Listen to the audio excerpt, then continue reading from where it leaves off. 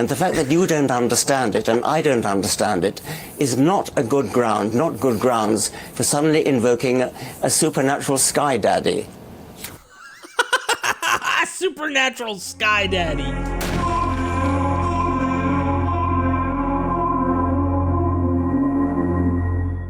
Richard Dawkins schools Bible thumper Piers Morgan in debate. Ladies and gentlemen, I have not watched a lot of these. Oh my gosh. Let's not waste any time. Richard Dawkins, ladies and gentlemen. Okay, so I'm a Catholic. I was raised a Catholic. So I'm a religious person, which I know is anathema to you, and we'll come to that.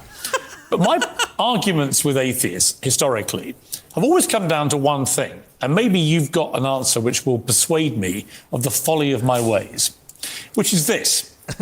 What was there at the start? We don't know. But I don't know, and you don't know. But Enough said. You don't know, I don't know. What's up? If there was even a start, that's the other question, right? We've been watching others who are like, well, we're not so sure there was even a necessary start. What do you mean by start? The start of time? All these things that come into like the physics of this universe and stuff. So many questions. I really, above my head. No human brain, unless you want to correct me, can actually comprehend nothingness, right? No, but it's a fallacy to think that because I don't understand how it happened, therefore God did it. I mean, that's just weak. Well, no, okay, but I'm prepared to have an open mind about this. Yes. But somebody did, and Somebody did. That's a weird thing that somebody, there's an agent, there's like a person behind what Piers Morgan's saying. I've never met a human brain that can explain to me what happened before, say you go for the Big Bang argument. What was there before? What does nothing look like? Physicists are debating this. I'm not a physicist, but they're debating it.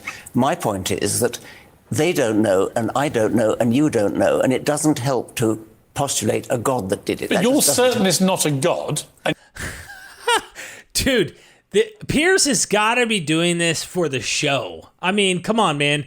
He's a biologist. You're talking to a biologist about physics and the cosmos. I mean, yeah, he might have something to say about it, but it's like you need to get in a cosmologist who knows what they're talking about. I don't know. And yet you admit you don't know. No, I'm certain that it doesn't help to postulate something very complicated at the outset, because what we've got is primeval simplicity. And from that stems everything. And what science does, it starts with simplicity, which is relatively easy to understand.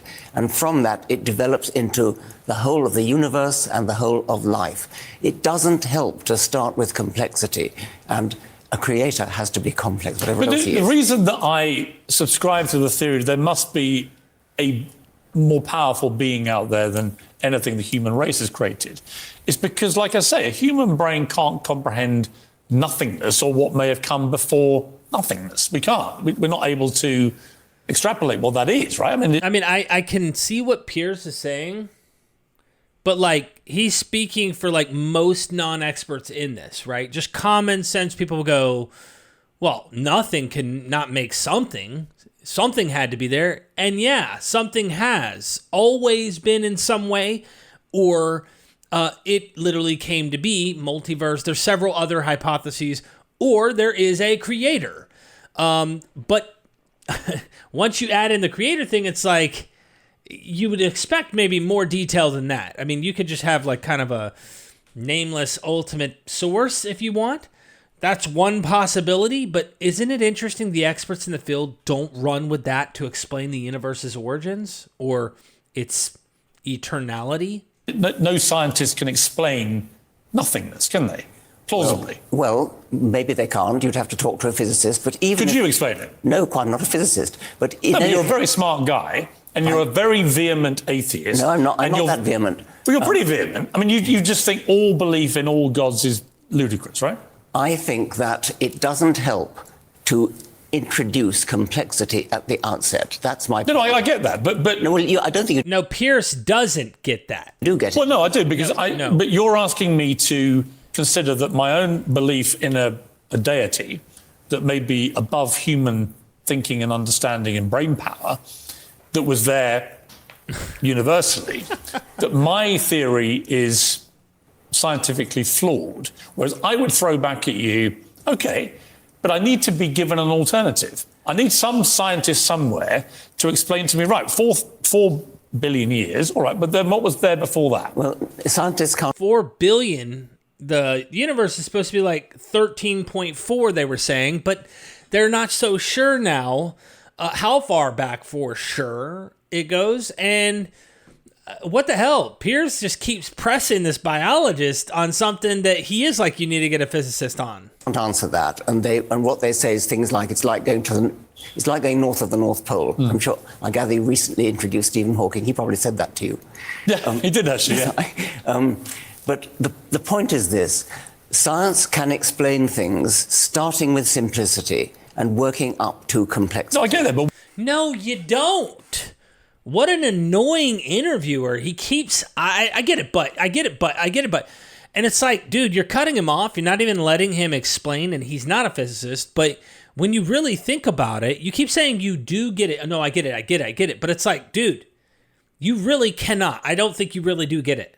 where science can't explain something, i.e. in the case I just gave you, is it not possible that you're all wrong on the atheist side of the argument? We could be all wrong. But When you might get a shocking surprise one day when you're Putting on a show, huh, Piers? no longer with us. You might. And you discover we were right all along. It's possible. You can see it's possible. It's highly unlikely. But you don't know, though, do you? No, of course I don't. Scientists take a pride in admitting what they don't know. And they don't know what happened before the Big Bang. They don't even admit that the word before means anything. Yeah, that's another thing Piers probably doesn't get. With respect to the Big Bang. Yes. Physicists will tell you. But it has to. I mean, Well, it doesn't, because that's a naive statement. Physicists will say that you do not have to say there was a time began at the Big Bang, is what some physicists will say. Yeah, but to which I immediately respond with my basic human brain. Well, OK, if time began, when did it begin? Well, quite. And what was there before? Quite. Which is a fairly obvious question. It is a very obvious question. It's too obvious, and physicists will tell you that you're being naive. Yeah, but they don't know why I'm being naive, because they can't provide any actual scientific as you've evidence. just said, the human brain is not capable of grasping Right, that's these my things. point. So Yes. why is it not possible that there is a superior being, power, which many people believe in different It's ways? possible there are different fairies types at the of bottom God. of the garden. I mean, all sorts of things are possible. you can't deny that. Well, you said I've never seen fairies in the garden, have you? No, you've never seen God either. No, but you don't know for sure that either doesn't exist. No, I don't know that fairies don't exist. Fairies there may be leprechauns, for all I know. But when you have loved ones who've died, for example, That's tragic. yeah, but how do, as somebody who believes literally in the finality, the rotting of a body and that's it, it must be worse than for somebody like me, where I genuinely believe there's something better to come. It's worse, so what? Not so what, just curious that it must be for you awful each time, far worse than it is for people who have a belief. Yes, it is. A lot of people take great comfort from their belief in God, that there is a different life out there. Yes, they do. So You don't have that sucker at all. No. So is it incredibly painful? More for you, perhaps, than somebody No, I don't think so. who is a believer? Let me put it to you this way. If you really did believe it, wouldn't you say to the person on the deathbed, looking forward to seeing you in purgatory? A lot of people say, looking forward to seeing you in another life, yeah. Yes. A lot of people say that. You don't really believe it, though. Actually, I do. Yeah, I do, actually. Because I find it, when I think about it in big picture, which is your great thing, I think, how likely is it that we just got put on this planet, Earth? You know, there was a famous, this is an important point in this story, there was a famous missionary activity by the mystery religions, and I can't remember who, I don't know if it was Eleusinian, it may have been the Eleusinian mystery religions, it may be a Samothracian, I'm not 100% sure, but they went and they tried to proselytize to get others to join their cult, to believe that if they believe in this God and they join the cult, that they will have everlasting life in this much more blissful place when we die, the Eleusinian fields and all that kind of stuff, right? And the philosopher or the skeptic of the cult looks to the guys and goes, well, then why don't you end it now so you could be in the better place? they walked away. They didn't want to continue conversating with him. Piers says he believes it, but if you really believe something, you'll probably immediately try to join this person to be in that better place. If you really believe there's a better place, you'd go there. The thing is you don't really believe it.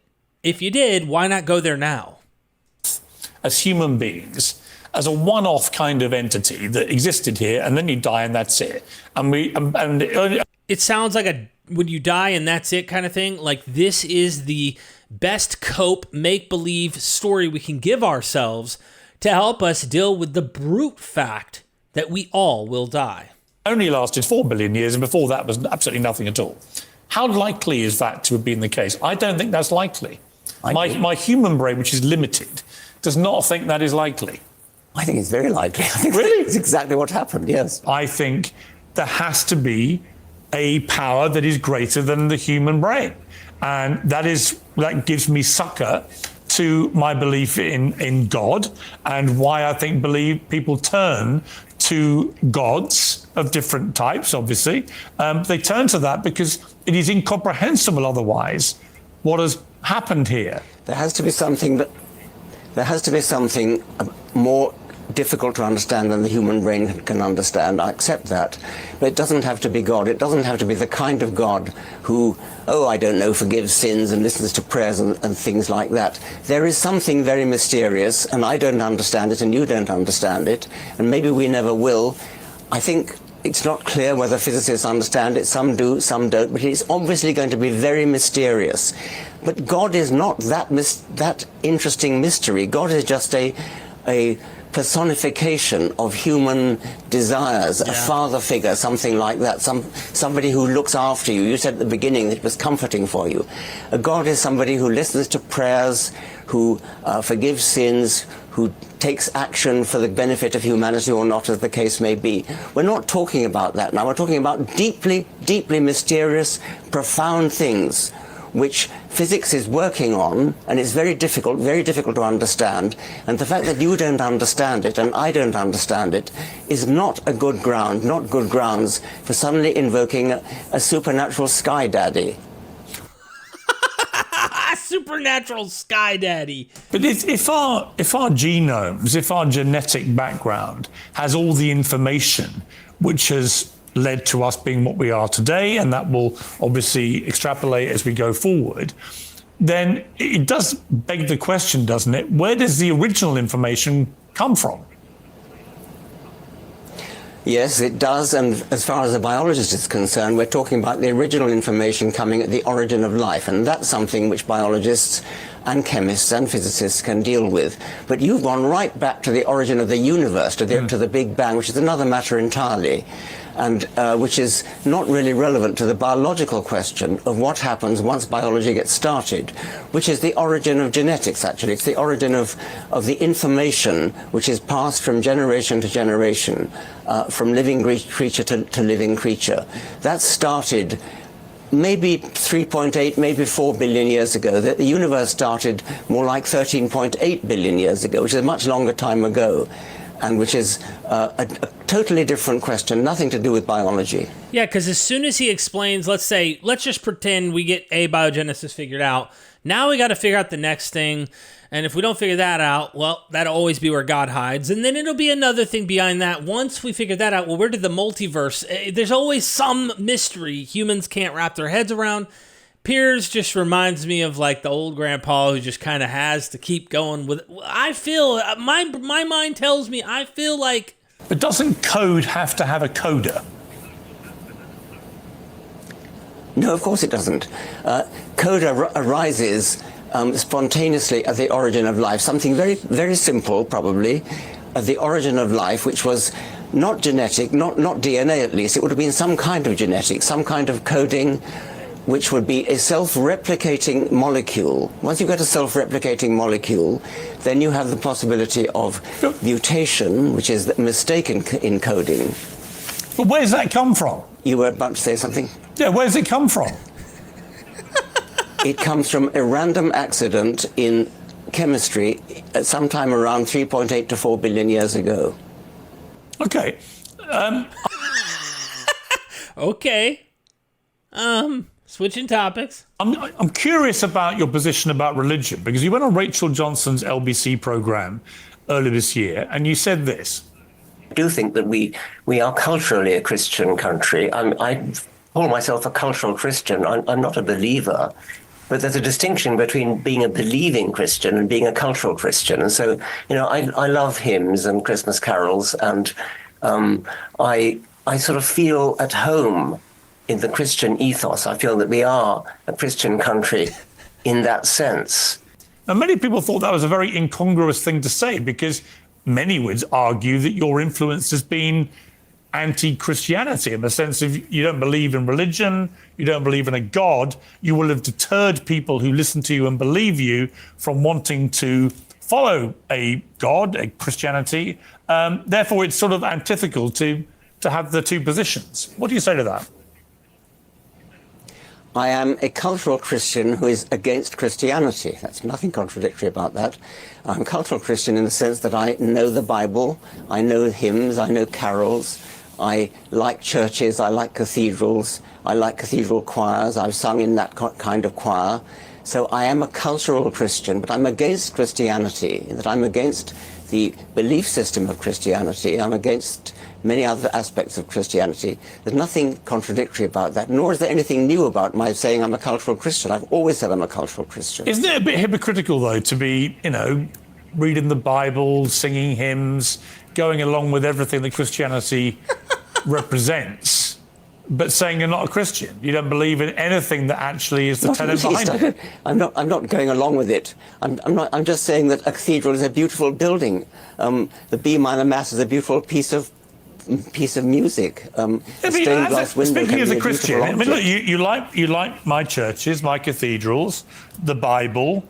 You like all this, and at the same time, you've said on the record, mock them, ridicule them. You said at the Reason rally in Washington, ridicule them in public. I ridicule their beliefs. Yes, I'm going to finish the quote. You said, don't fall for the convention. We're all too polite to talk about religion. Religion's not off the table. Religion's not off the list. Religion makes specific claims about the universe, which need to be substantiated and need to be challenged, and if necessary, need to be ridiculed with contempt. Now, can you really be a cultural Christian and urge people to mock religions like Christianity at the same time? Did you say lock?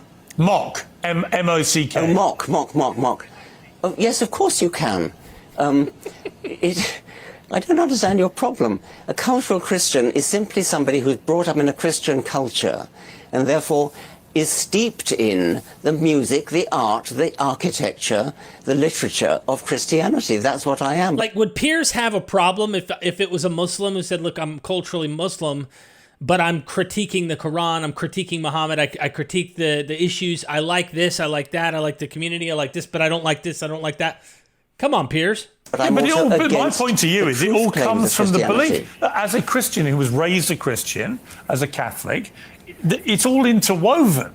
You can't sing hymns in a church. It is for you, but not for me. Well, okay, but if you sing hymns... Dude, I wish Piers just took the time to read some of the ancient Greek authors and how much they ridiculed their own gods, their own religion, the various mythologies and stories. I mean, they did all of this and yet remained true Greeks, part of their culture.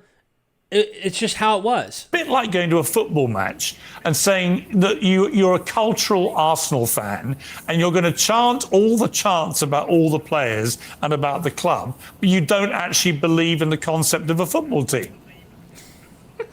In fact, you hate football and you want it mocked. I am a cultural Christian because I am steeped in the culture of Christianity. Doesn't mean I'm not against it. I mean, plenty of...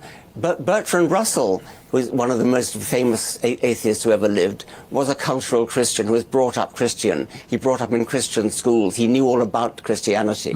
It's a very different matter. You don't have to be in favor of it. I mean, when you read a novel, you can identify with the characters, but you don't believe they really existed. You can get emotionally involved in the characters. I can get emotionally involved in the music, the church music of Bach. I'm thinking about the football example that Piers did to make it sound silly, and I can imagine people who are football fans who are extremely critical about the pads and the gear they wear because of concussions that have led to like diseases in some of these players' minds, and they end up killing themselves down the road or problems happen. Like, I'm sure you could be critical of the sport and still enjoy football to some degree. In various degrees. Each person can have their own level of enjoyment and yet criticism. And you could say, that's hypocritical. Well, if you don't accept everything of the rules, if you don't accept everything within football, if you don't accept exactly how they hit, exactly how many players are on the thing, etc., then you can't be a fan of football. Who makes the rule on what you're allowed to do and not allowed to do? The St. Matthew Passion, which is about the tragic death of Jesus. I can get emotionally involved in that. But I don't believe that the teachings of Jesus, I don't believe Jesus was the Son of God. I don't believe he raised from the dead or was born of a virgin. But I appreciate the music of Bach. What's wrong with that? Do you ever find yourself almost praying and then stopping yourself? No. Really? You never have a moment where you look for something else? You look for some solace somewhere, maybe in a moment of grief or whatever it may be? I might desire solace, and I would get it from other human beings. You never think, I wonder if there's something out there that could spiritually help me? No. I mean, wondering if there's something out there, that's another matter. I mean, I think there probably are plenty of mysterious things that we don't understand out there in the universe, but I don't think that they're God. I don't think that they answer prayers or give me solace of that kind. I don't think they have any kind of conscious intelligence. I think that there are deeply mysterious things in the universe which I would like to understand, and scientists are working on understanding, but I don't like to confuse that with religious views of supernaturalism, which I think are nonsense. You've announced that you're going to be on your last tour, which many people are disappointed by because they love going to your shows and hearing what you have to say. That would indicate that you are becoming more perhaps aware of your mortality as you get older. Have you thought about what happens when your life ends?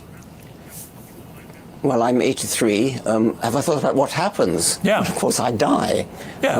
What do you think happens? I think I get buried or cremated.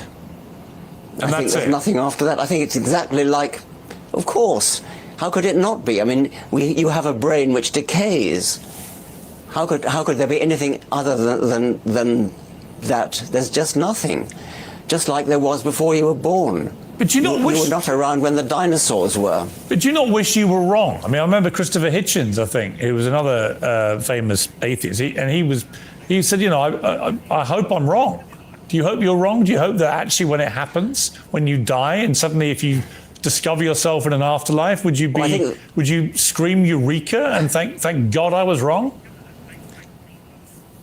Well, no, I don't think that. I mean, I could do with about 200 years maybe, but I don't think much longer than that. But it isn't going to happen. I mean, it's obvious. I think eternity would be genuinely frightening. I mean, the idea of going on for trillions of years. Hello, friend. Wow. You know what? Richard's an awesome guy. He's funny. I do wish the party continued, but then again, you do have this aspect of going all eternity. That's a really, really crazy kind of perception to hold to and wonder, would it really be great? I mean, as long as I knew everything would be good for all eternity and always great, cool. But anyway, what do you think about what Piers and Richard said today? What are your thoughts, criticisms? Anyway, make sure you subscribe to our reaction channels and check that bell. 92% of you have not done so. So a lot of you are watching but aren't subscribed. Be sure to subscribe, like the video. YouTube likes to see that people are liking it, and comment down below. Please take the time to do so. They see that engagement and YouTube appreciates that, so they actually reward channels that you comment on. Anyway, until next time, ladies and gentlemen, see you then.